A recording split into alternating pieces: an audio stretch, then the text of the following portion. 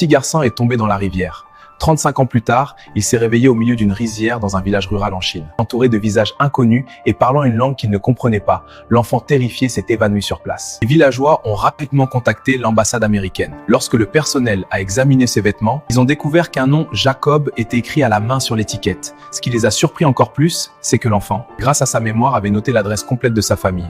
Peu de temps après, il a été envoyé aux États-Unis et conduit à l'adresse qu'il avait indiquée. Le détective Malik a été chargé de l'enquête et ne pouvait pas croire que cette adresse existait réellement, jusqu'à ce qu'il a frappé à la porte et un vieil homme de plus de 70 ans a ouvert. Malik lui a demandé si son fils avait disparu.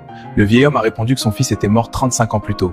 Mais quand il a vu l'enfant, il a été pétrifié. Soudain, Jacob a lâché une phrase incompréhensible, un salut énigmatique. Instinctivement, le vieil homme a répondu à l'énigme. Quelques secondes plus tard, il a réalisé cette énigme. Seul lui et son fils la connaissaient et il avait enterré son fils de ses propres mains il y a 35 ans. Le vieil homme s'assit, pensif. L'accident de l'époque restait dans la mémoire de tous dans le village et personne ne doutait que Jacob était mort. C'est alors que le détective Malik a pris une décision audacieuse, ouvrir le cercueil de Jacob. Quand le cercueil fut enfin ouvert, la scène à l'intérieur laissa tout le monde stupéfait.